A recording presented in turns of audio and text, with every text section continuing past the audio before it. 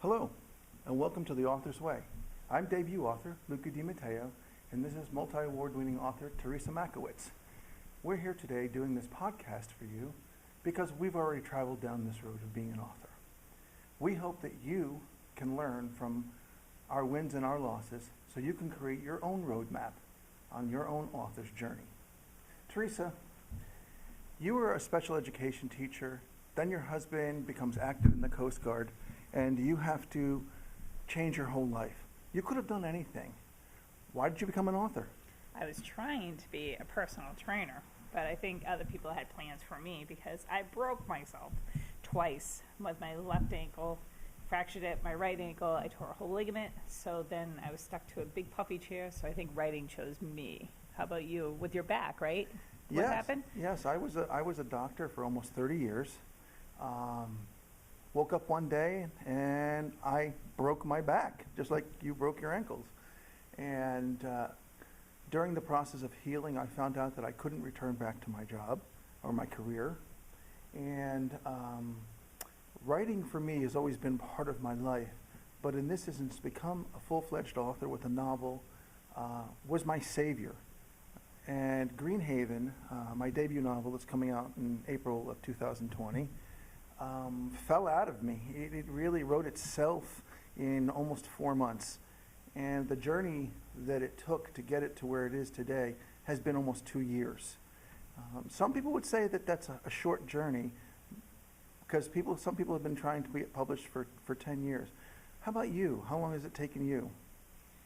Well, I actually wrote scribbles in a classroom back in 2002, I believe it was, after a little girl left, and she was upset about her math. And I remember sitting down and I just wrote it. And like you said, it fell out of me. But then I put it away for a long time. And then after I broke myself, I said to my girlfriend and my other good friend, Gerald, I said, hey, I really want to write. I really want to give back to society for these children. I want to do my job without being in the classroom, and how do I do this, right? So they supported me. My husband supported me very much so. And they said, just try it. Why not? And so here I am on this other journey, and this is really what I wanted to do with my life, is be a writer. And we should back up for a moment because you don't write typical children's picture books. No, I do not. Can you describe what you actually do? Because I was a special ed teacher for a long time, I basically took pictures of what I did in my classroom, what I did as an inclusion teacher, or wherever I was. Each book is pretty much a little piece of me and my experiences and giving back in that way. Now at the end I do have lesson plans, and I'm hoping to do that with maybe all mine, I'm not sure yet, but definitely Scribbles has my lesson plans that I actually wrote and used in my high school and with my students, and they work. So basically the book Scribbles, okay, is for children who struggle, their parents, other children who are in contact with those children, but it's also a resource tool for teachers. Absolutely. Fantastic, fantastic. Not anything out there like that, is there? No, and that's why I'm on a different road by myself. So when you started writing, right, what was going through your mind? Were you nervous? Were you crazy? Was it like, no, I don't want to do this, I'm scared? At first, I just wrote. I was more nervous about what I was going to do with the rest of my life. Like I said, I was a doctor for so long, it becomes your identity. Absolutely. 2 years later now, I no longer see myself as that doctor. I actually see myself as an author. And for me, that brings on a whole bunch of nervousness that's still going. But it's exciting too, isn't it? Yes, it's both a nervous energy, okay, in that it's exciting and a little bit scary at the same time. But you know what? That's okay. I'm good with that. Let me ask you, does that nervousness ever go away? Because you're about a year and a half ahead of me. No, I don't think so. Because you always want to know if your project is correct and right for the right purpose. I constantly take all my projects, my books, whatever you want to call it, and I ask people to review it who are in the field besides me being in the field. I want other people's opinions, other people's looking at it. because I think it's important. I wanted it to be authentic, I wanted it to be real, I wanted to make sure that these kids are getting what they need. So yes, it's always nerve-wracking because here I'm putting out information I know is right when I used to teach, but it's refreshing when you have someone like a personal parent resource center in Virginia. She was wonderful to me. And when she's reading it right in front of me, I'm scared. And I'm like, oh wow, does she like this? And then she reads it, I'm like, oh, what is this? Right, and then all of a sudden she's like, this is great. And then we started talking about other things and how to get my books into her parent resource center. And then I said, this is what I want to do. Well, you did that to me, along with a few other people who read my novel.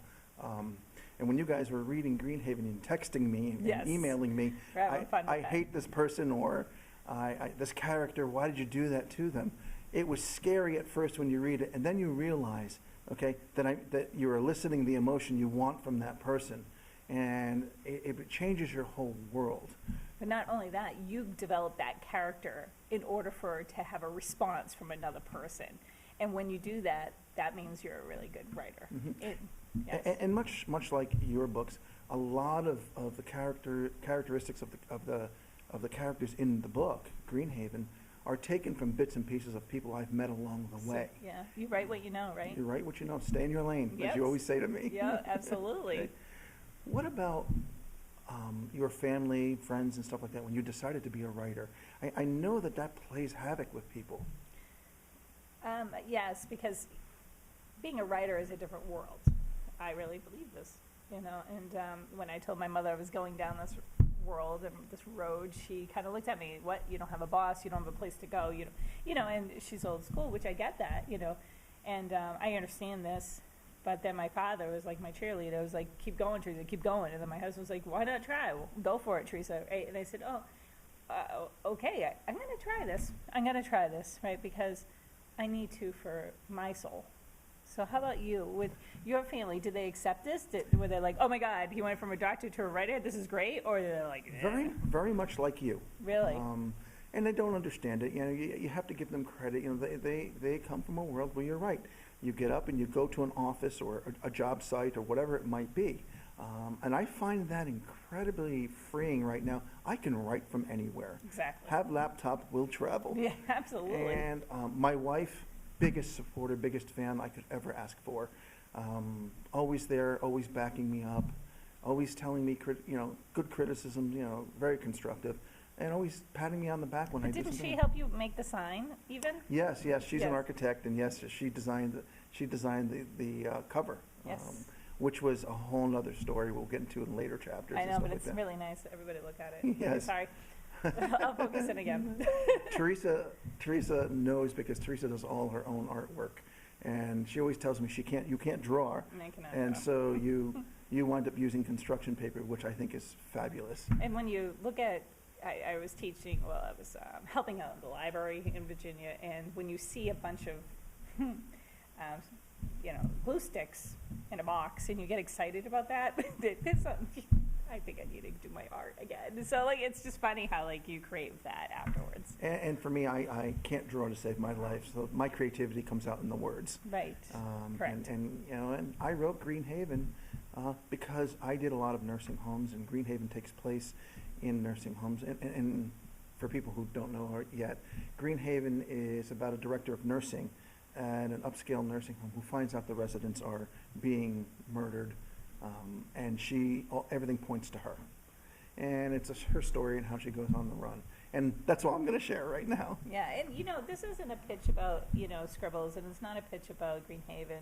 It's really about us as authors went through a lot, and we want to share with you. And so that's why we ask each other certain questions, because you might have these same questions, and you might not even want to go down this road, and then all of a sudden you hear us talk about what we did and how we approached it, and then maybe you would want to go down this road with us. And we're here to support you in every episode. And I think that's very important. Support is going it alone, not a good idea. And Theresa and I have been working together now for about a year, and we support each other so that when we have our losses, we're there to pick each other up. But when we have our wins, we're also there to pat each other on the back. Finding people who are like-minded. Like-minded, exactly. Exactly. People who can associate with you and understand what you're going through is so, so important. And I really believe that too, because I was doing the solo act. You know, I would talk to my friends and be like, hey, what do you think? Do you want to look for me? You know, and yeah, they were into it, but they weren't, you know. And I was alone for a long time, and I had to figure it all out myself. And I just get a book, read, get a book, read, research. But it's so much better when you have another person to have a soundboard off of you, and you say, hey, what do you think of this? And then he goes back to me, and this is why I like working with Luca, because we go back and forth, and we're each other's devil's advocate, and that is okay. That is okay, you know, like when he bucks me or I buck him, like how many times do you have to reel me back in? What is it? What is the saying that you do? Oh, I always say to you that you jump out of the box and over the cliff. Yeah. Okay, and I'm tethered to you so you don't fall and hit the bottom. And you, on the other hand, I jump out of the box and you keep me out there. So we work very, very well together in that way. And we keep each other out of harm's way, but we also push each other. Exactly. You know, support is unbelievably important. And if we can't stress anything in this first podcast, it's about having a good support group. Right. And, you know, and we're, to be honest with you, we are your support group too. So, and you can write to us, right? Is that on the podcast? Yep. theauthor'sway@gmail.com. Right. And so you can write to us, and we'll try to answer the questions on the podcast while we're going to try to have like a little curriculum for each episode to talk about a certain topic, you know, about writing, about publishing, about editing, right? Yes, and about audiobooks and what we've learned, okay, how we've managed to do things, what failed, what were our successes. And I just want to give you that email again. It is authorsway@gmail.com. Right, and I think that's wonderful. And I want to thank you very much for listening in. Yes, I hope you enjoyed this podcast. Teresa and I will be back with some more, again, on different topics each month. Absolutely. And email us and let us know what you think. Thank you. And the last thing I want to say to you is, because Mrs. Sunshine would say, just remember, close your eyes and dream. You will get there.